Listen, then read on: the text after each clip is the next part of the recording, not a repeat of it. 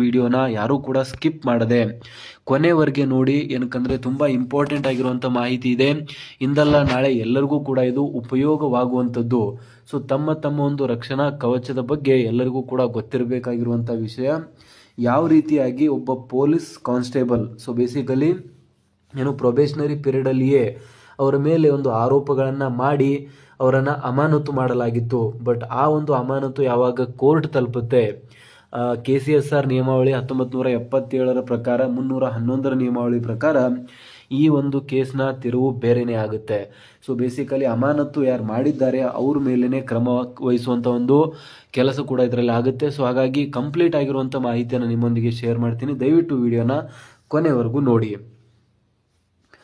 So ಸ್ನೇಹಿತರೆ, ನಮಗೆಲ್ಲರಿಗೂ ಗೊತ್ತಿರೋ ಹಾಗೆ ಸರ್ಕಾರಿ ನೌಕರರು ತುಂಬಾನೇ ಒತ್ತಡದಲ್ಲಿ ಕೆಲಸ ಮಾಡುವಂಥದ್ದು, ತುಂಬಾನೇ ಪ್ರೆಷರ್ಸ್ಗಳಿರುತ್ತೆ. ಒಂದು ಕಡೆ ಸರ್ಕಾರ ರಚಿಸಿರುವಂಥ ನಿಯಮಾವಳಿಗಳನ್ನು ಪಾಲನೆ ಮಾಡಬೇಕಾಗುತ್ತೆ, ಇನ್ನೊಂದು ಕಡೆ ಜನರಿಗೆ ಏನು ಕುಂದುಕೊರತೆಗಳಾಗ್ತಾ ಇರುತ್ತೆ ಅವುಗಳಿಗೆ ಸ್ಪಂದನೆಯನ್ನು ನೀಡಬೇಕಾಗುತ್ತೆ. ಸೊ ಬೇಸಿಕಲಿ ಇನ್ನೊಂದು ಕಡೆ ರಾಜಕಾರಣಿಗಳ ಪ್ರೆಷರ್ ಇರುತ್ತೆ, ಇನ್ನೊಂದು ಕಡೆ ಹೈಯರ್ ಅಥಾರಿಟೀಸ್ಗಳ ಪ್ರೆಷರ್ ಇರುತ್ತೆ.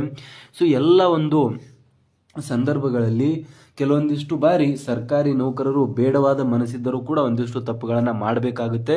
ಸೊ ಅಂತ ಒಂದು ಉದ್ವಿಗ್ನ ಪರಿಸ್ಥಿತಿಯಲ್ಲಿ ಸರ್ಕಾರಿ ನೌಕರರು ಇವತ್ತಿನ ದಿನ ಕೆಲಸ ಮಾಡುತ್ತಿರುವಂಥದ್ದು ನೀವು ನೋಡ್ತಾ ಇದ್ದೀರಾ. ಸೊ ಹೀಗಾಗಿ ಸರ್ಕಾರಿ ನೌಕರರಿಗೆ ರಕ್ಷಣೆ ಅನ್ನೋದೇ ಇಲ್ಲಿವರೆಗೂ ಕೊಟ್ಟಿರಲಿಲ್ಲ. ಸೊ ಹಾಗಾಗಿ ಸರ್ಕಾರಿ ನೌಕರರು ತುಂಬಾ ದಿನಗಳಿಂದ ಕೇಳ್ತಾ ಇದ್ರು, ನಮಗೂ ಕೂಡ ರಕ್ಷಣೆ ಅನ್ನೋದು ಬೇಕು, ನಮಗೂ ಕೂಡ ಒಂದಿಷ್ಟು ನಿಯಮಾವಳಿಗಳು ಬೇಕು ಅಂತ. ಸೊ ಹಾಗಾಗಿ ಇವಾಗ ಫೈನಲ್ ಆಗಿ ಅದಕ್ಕೆ ತೀರ್ಪು ಬಂದಿರುವಂಥದ್ದು ನೀವು ನೋಡ್ತಾ ಇದ್ದೀರಾ. ಸೊ ಕರ್ನಾಟಕದ ಒಂದು ಉಚ್ಚ ನ್ಯಾಯಾಲಯ ಏನು ಹೇಳಿರುವಂಥದ್ದು, ಸರ್ಕಾರಿ ನೌಕರಿಗೆ ಬಂತು ಹೊಸ ರಕ್ಷಣಾ ಕವಚ, ಇನ್ನು ಭಯ ಪಡುವ ಅವಶ್ಯಕತೆ ಇಲ್ಲ ಅಂತ.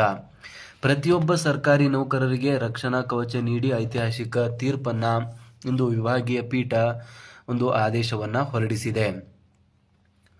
ಪ್ರತಿಯೊಬ್ಬ ಸರ್ಕಾರಿ ನೌಕರರಿಗೆ ರಕ್ಷಣಾ ಕವಚ ನೀಡಿರುವಂತಹ ಒಂದು ಐತಿಹಾಸಿಕ ತೀರ್ಪಿನ ಬಗ್ಗೆ ನೆಕ್ಸ್ಟ್ ಮಾತಾಡ್ತಾ ಹೋಗೋಣ. ಸೊ ಬೇಸಿಕಲಿ ವಿಷಯ ಸಂಬಂಧಪಟ್ಟಿರುವಂಥದ್ದು, ಸರ್ಕಾರಿ ನೌಕರರ ವಿಚಾರಣೆ ಮಾಡದೆ ಏಕಪಕ್ಷೀಯವಾಗಿ ಅವರನ್ನ ಕೆಲಸದಿಂದ ಅಮಾನತು ಮಾಡಬಾರದು ಎಂದು ಹೈಕೋರ್ಟ್ ಮಹತ್ವದ ತೀರ್ಪನ್ನು ಹೊರಡಿಸಿದೆ.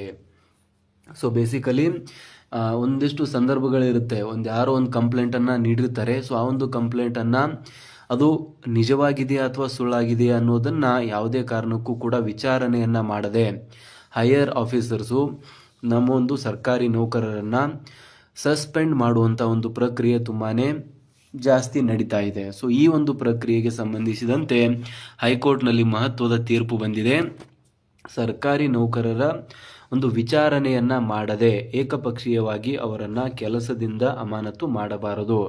ಯಾರೋ ಒಬ್ರು ಏನೋ ಒಂದು ಕಂಪ್ಲೇಂಟ್ ನೀಡಿದ್ದಾರೆ ಅಂದ್ರೆ ಅದು ನಿಜಾನ ಅಥವಾ ಸುಳ್ಳ ಅಥವಾ ಏನೋ ಒಂದು ಬೇರೆ ಕಾರಣಗಳಿಂದ ಬೇರೆ ಇಂಟೆನ್ಷನ್ದಿಂದ ಆ ಒಂದು ಏನು ಆರೋಪವನ್ನ ಕೂಡ ನೀಡಿರ್ಬೋದು. ಅಂತಹ ಪರಿಸ್ಥಿತಿಯಲ್ಲಿ ಸರ್ಕಾರಿ ನೌಕರರನ್ನ ಡೈರೆಕ್ಟ್ ಆಗಿ ಅಮಾನತು ಮಾಡಿದರೆ ಇದರಲ್ಲಿ ಸರ್ಕಾರಿ ನೌಕರರಿಗೆ ಅನ್ಯಾಯವಾಗುತ್ತೆ. ಈ ರೀತಿಯಾದಂತಹ ಕ್ರಮವನ್ನ ಇಲ್ಲಿಗೆ ನಿಲ್ಲಿಸಬೇಕು ಅಂತ ಹೈಕೋರ್ಟ್ ಇವತ್ತಿನ ಒಂದು ತೀರ್ಪಿನಲ್ಲಿ ಹೇಳಿರುವಂಥದ್ದು. ಫರ್ದರ್ ಹೇಳ್ತಾ ಹೋಗ್ತಾರೆ, ನೌಕರರ ವಿರುದ್ಧ ದುರ್ನಡತೆ ಆರೋಪ ಇದ್ದರೂ ಕೂಡ ವಿಚಾರಣೆ ನಡೆಸದೆ ಏಕಾಏಕಿ ವಜಾ ಮಾಡುವಂತಿಲ್ಲ ಅಂತ.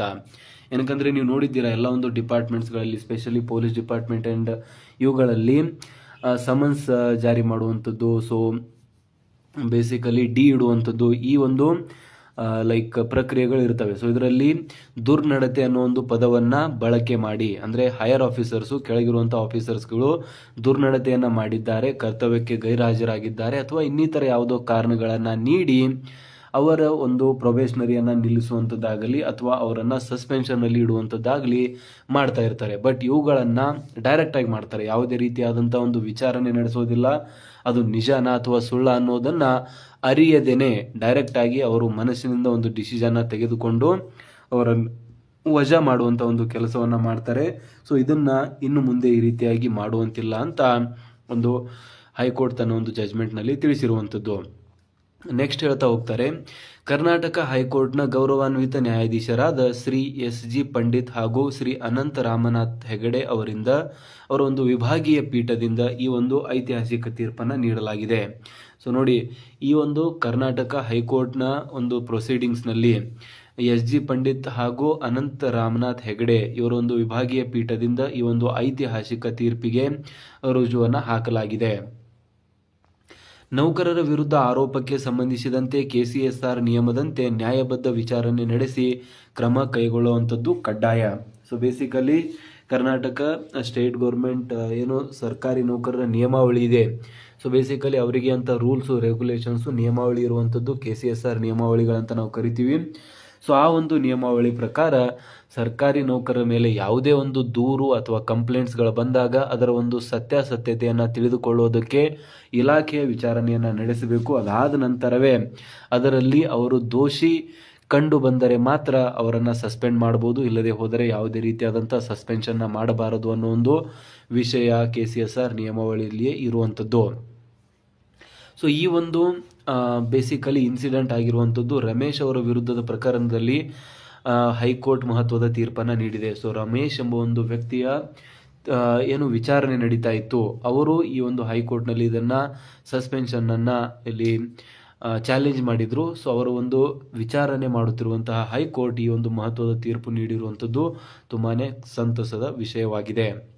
ಸರ್ಕಾರಿ ನೌಕರರ ವಿರುದ್ಧ ದುರ್ನಡತೆ ಆರೋಪ ಇದ್ದರೂ ಕೂಡ ಅವರನ್ನು ಏಕಾಏಕಿ ವಜಾ ಮಾಡುವಂತಿಲ್ಲ ಅಂತ ಸಂವಿಧಾನ ಕೂಡ ಹೇಳುತ್ತೆ. ಸೊ ಬೇಸಿಕಲಿ ಸಂವಿಧಾನದಲ್ಲಿಯೂ ಕೂಡ ಇದಕ್ಕೆ ಪ್ರಾವಿಷನ್ ಇರುವಂಥದ್ದು, ಸರ್ಕಾರಿ ನೌಕರರನ್ನು ಏಕಾಏಕಿ ವಜಾ ಮಾಡಬಾರದು, ಅವರ ಒಂದು ವಿಚಾರಣೆಯನ್ನು ಮಾಡಿ ಅದರಲ್ಲಿ ಯಾವ ರೀತಿಯಾದಂತಹ ಒಂದು ಆರ್ಡರ್ ಬರುತ್ತೆ, ಯಾವ ರೀತಿಯಾದಂಥ ಪ್ರಕರಣ ಕಾಣಿಸುತ್ತೆ, ಅದಾದ ಮೇಲೇ ಅವರನ್ನು ಏನೋ ಒಂದು ಪ್ರಕರಣಕ್ಕೆ ಸಂಬಂಧಿಸಿದಂತೆ ಒಂದು ಡಿಸಿಷನ್ನ ತೆಗೆದುಕೊಳ್ಳಬೇಕು. ಏಕಾಏಕಿ ಜಸ್ಟ್ ಯಾರೋ ಒಬ್ರು ಕಂಪ್ಲೇಂಟ್ ಕೊಟ್ಟಿದ್ದಾರೆ ಅಂತ ಅವರನ್ನು ವಜಾ ಮಾಡಬಾರದು ಅಂತ ಸಂವಿಧಾನ ಕೂಡ ತಿಳಿಸುತ್ತದೆ ಅನ್ನೋ ಒಂದು ಮಾತನ್ನು ಕೂಡ ಇಲ್ಲಿ ಹೇಳಲಾಗ್ತಾ ಇರುವಂಥದ್ದು ನೀವು ನೋಡ್ತಾ ಇದ್ದೀರಾ. ಆ್ಯಂಡ್ ಭಾರತ ಸಂವಿಧಾನದ ಯಾವ ವಿಧಿಯಲ್ಲಿ ತುಂಬ ಇಂಪಾರ್ಟೆಂಟ್ ಆಗಿರುವಂಥದ್ದು, ಸರ್ಕಾರಿ ನೌಕರರು ತುಂಬ ಎಲ್ಲರೂ ಕೂಡ ಗಮನಿಸಬೇಕಾಗಿರುವಂಥ ವಿಷಯ, ಸಂವಿಧಾನದ ಯಾವ ವಿಧಿಯಲ್ಲಿ ಇದಕ್ಕೆ ಪ್ರಾವಿಷನ್ನ ನೀಡಲಾಗಿದೆ ಅಂತ ಎಲ್ಲರ ಒಂದು ಪ್ರಶ್ನೆ ಇರುತ್ತೆ. ಭಾರತ ಸಂವಿಧಾನದ 311ರ ವಿಧಿಯ ಪ್ರಕಾರ ನೌಕರರನ್ನು ಏಕಾಏಕಿ ವಜಾ ಮಾಡುವಂತಿಲ್ಲ ಅಂತ ಹೇಳಲಾಗ್ತಾ ಇದೆ. ಸೊ ಬೇಸಿಕಲಿ 311ರ ವಿಧಿ ಏನಿದೆ ಇದರಲ್ಲಿ ಒಂದು ಪ್ರಾವಿಷನ್ನ ಸರ್ಕಾರಿ ನೌಕರಿಗೆ ನೀಡಲಾಗಿದೆ. ಏಕಾಏಕಿ ಒಂದು ವಿಚಾರಣೆಯನ್ನು ನಡೆಸದೆ ನೌಕರರನ್ನ ಒಂದು ಕಂಪ್ಲೇಂಟ್ನ ಆಧಾರದ ಮೇಲೆ ವಜಾ ಮಾಡುವಂತಿಲ್ಲ ಅಂತ ಇಲ್ಲಿ 311ರ ವಿಧಿ ತಿಳಿಸ್ತಾ ಇರುವಂಥದ್ದು ನೋಡ್ತಾ ಇದ್ದೀರಾ. ಭಾರತ ಸಂವಿಧಾನದ 311ರ ವಿಧಿ ಪ್ರಕಾರ ನೌಕರರಿಗೆ ಸೂಕ್ತ ಅವಕಾಶ ಕೊಟ್ಟು ನ್ಯಾಯಬದ್ಧ ವಿಚಾರಣೆ ಮಾಡಿ ಕ್ರಮ ತೆಗೆದುಕೊಳ್ಳಬೇಕು. ಏನು ಎಲ್ಲರಿಗೂ ಕೂಡ ನ್ಯಾಯ ಅನ್ನೋದು ಸೇಮ್ ಇರಬೇಕು. ಏನಕ್ಕಂದರೆ ಸರ್ಕಾರಿ ನೌಕರರು ಆದರೂ ಕೂಡ ಅವರು ಮನುಷ್ಯರೇ, ಅವರಿಗೂ ಕೂಡ ಅವರ ಒಂದು ವಿಷಯವನ್ನು ಪ್ರಸ್ತಾಪಿಸೋದಕ್ಕೆ, ಅವರ ಒಂದು ನ್ಯಾಯಯುತವಾಗಿರುವಂಥ ಬೇಡಿಕೆಯನ್ನು ಮುಂದೆ ಇಡೋದಕ್ಕೆ ಅವಕಾಶವನ್ನು ಕಲ್ಪಿಸಿ ಅದಾದ ನಂತರ ನ್ಯಾಯಬದ್ಧವಾಗಿರುವಂಥ ವಿಚಾರಣೆಯನ್ನು ಮಾಡಿ ನಂತರ ಕ್ರಮವನ್ನು ಕೈಗೊಳ್ಳಬೇಕು ಅಂತ 311ರ ವಿಧಿ ತಿಳಿಸುತ್ತದೆ. ನೈಸರ್ಗಿಕ ನ್ಯಾಯ ತತ್ವದಂತೆ ನೌಕರರ ವಿಚಾರಣೆಯನ್ನು ನಡೆಸಬೇಕು ಅಂತ. ಬೇಸಿಕಲಿ ಎಲ್ಲರಿಗೂ ಕೂಡ ನ್ಯಾಯ ಸತ್ಯಮೇವ ಜಯತೆ ಅಂತ ಹೇಳ್ತಾರೆ, ಎಲ್ಲರಿಗೂ ನ್ಯಾಯ ಸಮಾನವಾಗಿರುತ್ತೆ. ಸೊ ನೈಸರ್ಗಿಕ ನ್ಯಾಯ ತತ್ವದಂತೆ ಅವರ ಒಂದು ವಿಚಾರಣೆಯನ್ನು ನಡೆಸಿ ನಂತರ ಕ್ರಮವನ್ನು ಕೈಗೊಳ್ಳಬೇಕು ಅಂತ ಹೇಳ್ತಾ ಇರುವಂಥದ್ದು. ಏಕಾಏಕಿ ನೌಕರರನ್ನು ವಜಾ ಮಾಡುವುದು ಸಂವಿಧಾನದ ವಿರುದ್ಧವಾಗಿರುವಂಥ ಒಂದು ಪ್ರಕ್ರಿಯೆ ಆಗುತ್ತೆ. ಫರ್ದರ್ ಹೇಳ್ತಾ ಹೋಗ್ತಾರೆ, ನೌಕರರ ವಿರುದ್ಧದ ಆರೋಪಗಳಿಗೆ ಕೆಸಿಎಸ್ಆರ್ ನಿಯಮದ 1977ರ ನಿಯಮಾವಳಿಯಂತೆ ವಿಚಾರಣೆ ನಡೆಸುವುದು ಕಡ್ಡಾಯವಾಗಿರುತ್ತೆ. ನೋಡಿ, ತುಂಬ ಜನರಿಗೆ ಗೊತ್ತಿರುವಂಥ ವಿಷಯ, ಗೊತ್ತಿಲ್ಲದೆ ಇರುವಂಥ ವಿಷಯ ಇದು. ಕೆಸಿಎಸ್ಆರ್ 1977ರ ನಿಯಮಾವಳಿಯಂತೆ ವಿಚಾರಣೆ ನಡೆಸಬೇಕಾಗಿರುವಂಥದ್ದು ಕಡ್ಡಾಯವಾಗಿದೆ. ನೌಕರರ ವಿರುದ್ಧ ಆರೋಪಗಳಿಗೆ ಕೆಸಿಎಸ್ಆರ್ 1977ರ ನಿಯಮಾವಳಿಯಂತೆ ವಿಚಾರಣೆ ನಡೆಸುವಂಥದ್ದು ಕಡ್ಡಾಯ. ಸೊ ಇವಾಗ ಫೈನಲ್ ಆಗಿರುವಂಥ ಒಂದು ಡಿಸಿಷನ್ ಬಂದಿರುವಂಥದ್ರ ಬಗ್ಗೆ ನ್ಯೂಸ್ ಪೇಪರಲ್ಲಿಯೂ ಕೂಡ ತುಂಬಾ ಸದ್ದು ಮಾಡ್ತಾ ಇರುವಂಥದ್ದು ನೀವು ನೋಡ್ತಾ ಇದ್ದೀರಾ. ವಿಚಾರಣೆ ಮಾಡದೆ ವಜಾ ಸಲ್ಲ, ಹೈಕೋರ್ಟ್ ತೀರ್ಪು. ಪ್ರೊಬೇಷನರಿ ಅವಧಿ ಕಾನ್ಸ್ಟೇಬಲ್ ವಜಾ ಆದೇಶ ರದ್ದು, ಸಸ್ಪೆನ್ಷನ್ ಆದೇಶವನ್ನು ರದ್ದು ಮಾಡಿ ಇಲ್ಲಿ ಆದೇಶ ಹೊರಡಿಸಿರುವಂಥದ್ದು ನೋಡ್ತಾ ಇದ್ದೀರಾ. ದೊಡ್ಡ ಒಂದು ಜಯ ಅಂತಲೇ ಹೇಳ್ಬೋದು ಸರ್ಕಾರಿ ನೌಕರರಿಗೆ. ಏನಕ್ಕಂದರೆ ಹೈಯರ್ ಅಥಾರಿಟೀಸು ಯಾವುದೇ ಒಂದು ವಿಷಯವನ್ನು ಗಮನಕ್ಕೆ ತೆಗೆದುಕೊಳ್ಳದೆ ಸುಮ್ಮನೆ ಸಸ್ಪೆಂಡ್ ಮಾಡಿರ್ತಾರೆ. ಅದು ಕೂಡ ಪ್ರೊಬೇಷನಲ್ಲಿ ಇರುವಂಥ ಒಂದು ಕಾನ್ಸ್ಟೇಬಲ್ ಅವರನ್ನು ಇಲ್ಲಿ ವಜಾ ಮಾಡಿರುವಂಥದ್ದರ ಒಂದು ಪ್ರಕರಣಕ್ಕೆ ಸಂಬಂಧಿಸಿದಂತೆ ಇಂದು ಹೈಕೋರ್ಟ್ನಲ್ಲಿ ಮಹತ್ವದ ತೀರ್ಪು ಬಂದಿರುವಂಥದ್ದು. ವಿಚಾರಣೆ ಮಾಡದೆ ವಜಾ ಸಲ್ಲ, ಅಂದರೆ ವಿಚಾರಣೆ ಮಾಡದೇನೆ ಯಾರನ್ನೂ ಕೂಡ ನೀವು ವಜಾ ಮಾಡುವಂತಿಲ್ಲ ಅನ್ನೋ ಒಂದು ವಿಷಯವನ್ನು ತುಂಬ ಗಂಭೀರವಾಗಿ ಇಲ್ಲಿ ಹೈಕೋರ್ಟ್ ಹೇಳ್ತಾ ಇರುವಂಥದ್ದು ನೀವು ನೋಡ್ತಾ ಇದ್ದೀರಾ.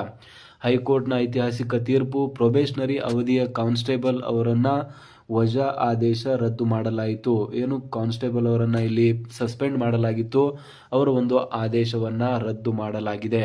ಸೊ ಫರ್ದರ್ ಕಂಪ್ಲೀಟ್ ಏನು ಮಾಹಿತಿ ಇದೆ ಅಂತ ಕೂಡ ನಾವು ನೋಡೋಣ. ಇಲ್ಲಿ ನೋಡ್ತಾ ಇದ್ದೀರಾ, ಸೊ ಪ್ರೊಬೇಷನರಿ ಅವಧಿಯಲ್ಲಿರುವ ಪೊಲೀಸ್ ಸಿಬ್ಬಂದಿಯ ವಿರುದ್ಧ ದುರ್ನಡತೆ ಆರೋಪ ಕೇಳಿಬಂದಾಗ ಕರ್ನಾಟಕ ನಾಗರಿಕ ಸೇವಾ ಪ್ರೊಬೇಷನ್ ಅಧಿನಿಯಮದ ಒಂದು ಅನುಸಾರ ವಿಚಾರಣೆ ನಡೆಸದೆ ಏಕಾಏಕಿ ಹುದ್ದೆಯಿಂದ ವಜಾಗೊಳಿಸುವಂತಿಲ್ಲ ಎಂದು ಆದೇಶಿಸಿರುವ ಹೈಕೋರ್ಟ್ ಪೊಲೀಸ್ ಕಾನ್ಸ್ಟೇಬಲ್ ಒಬ್ಬರನ್ನ ಸೇವೆಯಿಂದ ಬಿಡುಗಡೆಗೊಳಿಸಿ ಪೊಲೀಸ್ ಇಲಾಖೆ ಹೊರಡಿಸಿದ್ದ ಆದೇಶವನ್ನು ರದ್ದುಪಡಿಸಿದೆ. ಒಂದು ವೇಳೆ ಅರ್ಜಿದಾರ ಕಾನ್ಸ್ಟೇಬಲ್ ವಿರುದ್ಧ ದುರ್ನಡತೆ ಆರೋಪಗಳಿದ್ದರೆ ಪೊಲೀಸ್ ಇಲಾಖೆ ನಿಯಮಾನುಸಾರ ವಿಚಾರಣೆಯನ್ನು ನಡೆಸಿ ಸೂಕ್ತ ಕ್ರಮ ಕೈಗೊಳ್ಳಬಹುದಾಗಿದೆ ಎಂದು ಕೂಡ ನ್ಯಾಯಾಲಯ ತಿಳಿಸಿದೆ. Probationary police constable wireless Ramesh Malli ಸಲ್ಲಿಸಿದ ಅರ್ಜಿಯನ್ನು ಇತ್ತೀಚೆಗೆ ಮಾನ್ಯ ನ್ಯಾಯಮೂರ್ತಿಯಾಗಿರುವ ಎಸ್.ಜಿ. ಪಂಡಿತ್ ಹಾಗೂ ನ್ಯಾಯಮೂರ್ತಿ ಅನಂತ್ ರಾಮನಾಥ್ ಹೆಗಡೆ ಅವರಿದ್ದ ಪೀಠ ಈ ಆದೇಶವನ್ನು ಹೊರಡಿಸಿದೆ. ಸೊ ಬೇಸಿಕಲಿ ಪ್ರಕರಣ ಏನಿದೆ ಅಂತ ನೀವೇನಾದರೂ ನೋಡೋದಾದರೆ, ಅರ್ಜಿದಾರ ರಮೇಶ್ 2017ರ ಜೂನ್ 13ರಂದು ಪೊಲೀಸ್ ಕಾನ್ಸ್ಟೇಬಲ್ ವೈರ್ಲೆಸ್ ಆಗಿ ನೇಮಕಗೊಂಡಿದ್ದರು. 2018 ಫೆಬ್ರವರಿ 22ರಂದು ಪೊಲೀಸ್ ಸಬ್ ಇನ್ಸ್ಪೆಕ್ಟರ್ ಸಿವಿಲ್ ನೇಮಕಾತಿಗಾಗಿ ಅರ್ಹ ಅಭ್ಯರ್ಥಿಗಳಿಂದ ಅರ್ಜಿ ಆಹ್ವಾನಿಸಿದ್ದ ಪೊಲೀಸ್ ಇಲಾಖೆ ಈಗಾಗಲೇ ಸೇವೆಯಲ್ಲಿದ್ದವರಿಗೂ ಪರೀಕ್ಷೆ ತೆಗೆದುಕೊಳ್ಳುವ ಅವಕಾಶ ನೀಡಿತು. ಇದರಿಂದ ರಮೇಶ್ ಇನ್ ಸರ್ವಿಸ್ ಸಿಸಿಬಿ ಪೊಲೀಸರಿಗೆ ಮಾಹಿತಿ ದೊರೆತಿತ್ತು. ಈ ಸಂಬಂಧ 2019ರ ಜನವರಿ 12ರಂದು ಪ್ರಕರಣ ದಾಖಲಿಸಿಕೊಂಡಿದ್ದ ಪೊಲೀಸರು ಜನವರಿ 28ರಂದು ಅರ್ಜಿದಾರ ರಮೇಶ್ ಸೇರಿ ಹಲವರನ್ನ ಬಂಧಿಸಿದ್ದರು. ಮರುದಿನ ವಿಚಾರಣೆ ನ್ಯಾಯಾಲಯ ಆರೋಪಿಗಳನ್ನು ನ್ಯಾಯಾಂಗ ಬಂಧನಕ್ಕೆ ವಹಿಸಿತ್ತು. ಇದರ ನಡುವೆಯೇ ಫೆಬ್ರವರಿ 2ರಂದು ಆರೋಪಿಗೆ ಜಾಮೀನು ದೊರೆತಿತ್ತು. ಅದಾದ ನಂತರ ಮತ್ತೆ ಕೆಲಸಕ್ಕೆ ತೆಗೆದುಕೊಂಡಿರಲಿಲ್ಲ.